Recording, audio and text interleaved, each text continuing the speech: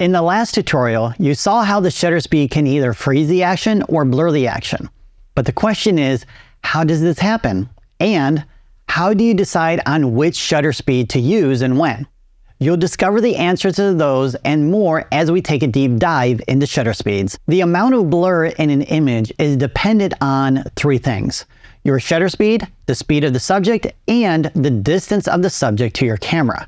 Let's review some images to see this in action. Here are the first two images I took in the previous video tutorial. We have the 1/8 shutter speed on the left and the 1/8000th of a second on the right. This is a classic example of freezing or blurring the action. Now let's compare that faster shutter speed with the third image I captured. And you may remember, for this image, I had the fan setting to the slowest speed. Now let's check out the third image with the faster fan speed, and this time we have some motion blur, which is due to the blades turning faster this time. So this demonstrates how the speed of your subject can alter whether or not you're freezing or blurring that action based on the shutter speed chosen. So this brings us to that question again about figuring out which shutter speed to use and when. That answer is coming up soon, I promise. Before I share that, let's look at some more images. So I volunteered my daughter again to assist us at a local park for this demonstration, and we took 3 photos. 2 at a distance of 10 feet from the camera with the shutter speed of 1 second, and another at 1/1000th of a second. Then the third image, I captured her 500 feet from the camera at 1 second. So this is the image that was shot at a distance of around 10 feet from the camera and a shutter speed of 1/1000th of a second, which shows we froze the action. This next image was captured at 1 second. This time we have some motion blur. Now let's see how distance affects whether or not the action is blurred or frozen.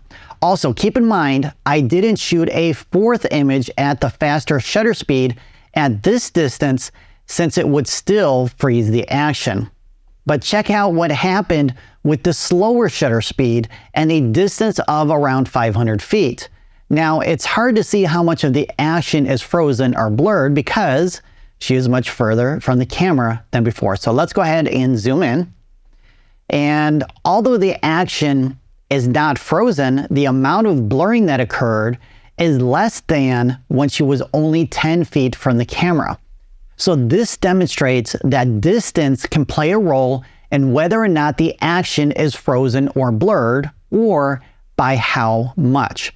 So the further your subject is from the camera, the less blurring that will occur.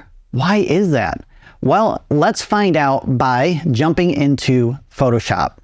So we have both images here, and they both have guidelines applied to them, which represents the opening and closing of the shutter. The right guideline represents the opening. The left represents where the shutter closed. So in between those guidelines, she traveled from one to the other as she was being recorded on the sensor. But as you can see, the amount she traveled in our first image here was greater than the other image, which reduced the amount of motion blur. So try to think of your subject traveling across the sensor. The closer they are to your camera, the further they're going to travel along the sensor and the longer that motion blur is going to be. The further they are from your camera, they're going to travel a shorter distance on that sensor, creating less motion blur. So keep that in mind. The further they are, the less motion blur you will have. All right, so the moment you've been waiting for, it's time to share some guidelines on deciding which shutter speed to use and when.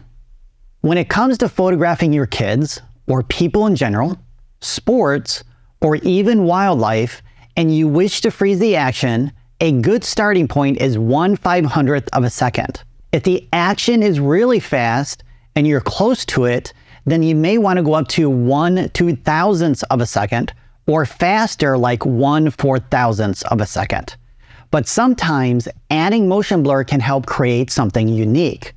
For example, in this image, I used a shutter speed of 1/30th of a second to add some motion blur of my daughter riding her bike.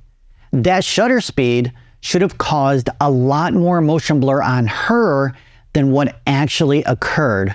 And that was achieved because as she was riding by, I panned along with her, and that creates more motion blur in the background versus my daughter. When it comes to shooting landscapes, there is generally little to no action in the scene, unless, of course, you're shooting a waterfall or a landscape on a windy day. Therefore, you can use any shutter speed you desire.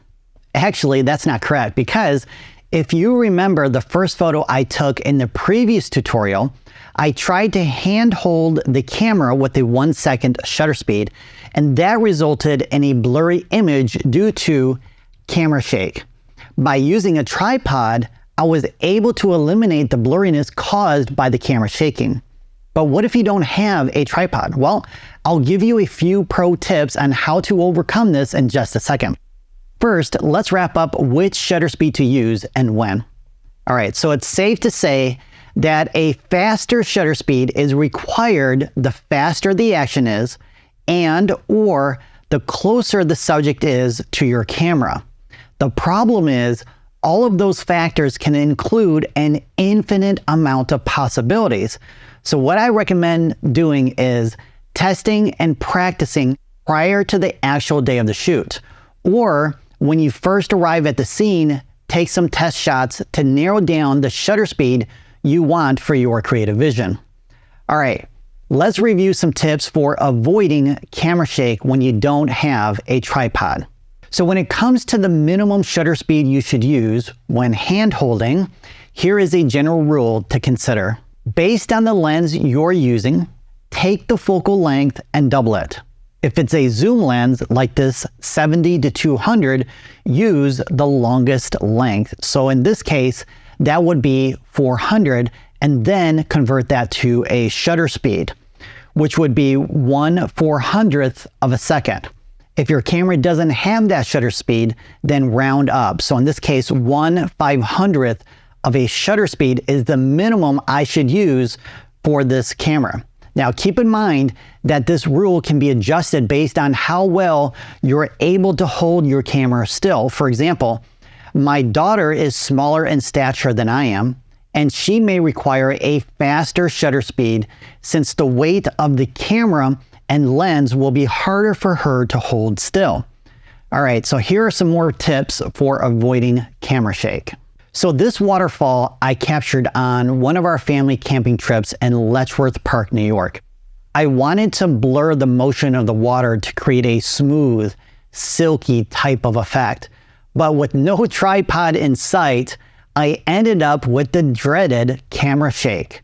Luckily, there was a small stone wall in front of me that I placed my camera on and was able to get the shot I wanted. Now, if you don't have the same type of luck, you can try leaning against a wall or bring your elbows in real tight and hold your breath as you squeeze that shutter release button.